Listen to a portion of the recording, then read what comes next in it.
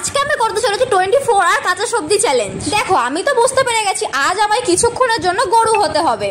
তো প্রথমেই আমি খাবার খোঁজার জন্য চলে গেলাম রান্নাঘরে। ফ্রিজ খুলে পেয়ে গেলাম একটা বেগুন, এটাকেই এখন আমার কাঁচা খেতে হবে। চলো এতদিন তো রান্না করা বেগুন খেয়েছি, তরকারি খেয়েছি, আজকে কাঁচা বেগুনের টেস্ট করা যাক।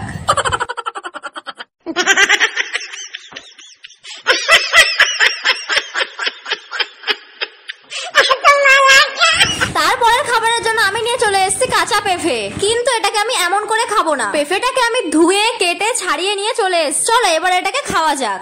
আর তোমরা সবাই তো কম বেশি কাঁচা পেঁপে খাও, তাই কিন্তু আমি আর এর টেস্টটা বললাম না কেমন লাগছিল। তারপরের খাবার খোঁজার জন্য চলে গেছিলাম বাজারে। বাজার থেকে আমি নিয়ে নিয়েছিলাম একটা সজনের ডাঁটা আর একটা পটল। বাড়িতে এনে এটাকে ধুয়ে বসে পড়েছি খেতে। এই গরম পড়া থেকে আমাদের বাড়িতে সবসময় সজনের ডাঁটার তরকারি, সজনের ডাঁটার ডাল, সজনের ডাঁটার চচ্চড়ি, মানে খালি সজনের ডাঁটাই খেয়ে যাচ্ছি। তো চলো এটাকে আজকে কাঁচা ট্রাই করা যাক। আর আমার সব থেকে অপছন্দের সবজি হচ্ছে এই সজনের ডাঁটা। এটা এতটাই বিচ্ছিরি খেতে, আমার জাস্ট বমি পেয়ে যাচ্ছিল। তারপরের খাবারের জন্য নিয়ে নিয়েছি পটল। মাঝে মধ্যে ভাবি আমাদের বাড়ির এই চাকুটাকে দিয়ে কোন দিন আমি সুইসাইড করে নেব। আর এটা আমি কেন বললাম তোমরা দেখেই বুঝতে পেরে গেছো, মানে আমার হাত ব্যথা হয়ে যাবে, তাও এটা দিয়ে কিছু কাটা যাবে না। তো যাই হোক, পটলটা অনেক চেষ্টা করে কাটার পর দেখলাম এর ভেতরটা পুরো পেকে গেছে। চলো এবার এটাকে খেয়ে দেখা যাক। ইস ইস ইস, এটার টেস্ট যে এত বেকার হবে বুঝতে পারিনি। এই গরমে লাস্টের খাবারের জন্য আমি নিয়েছিলাম একটা পাতি লেবু। আমি তো গোটাই এটাকে কামড়ে খেতে গেছিলাম, কিন্তু পারলাম না। আমার দাঁতও মনে হয় ওই চাকুটার মতোই হয়ে গেছে, তাই এটাকে কেটে নিয়ে চলে এসেছি।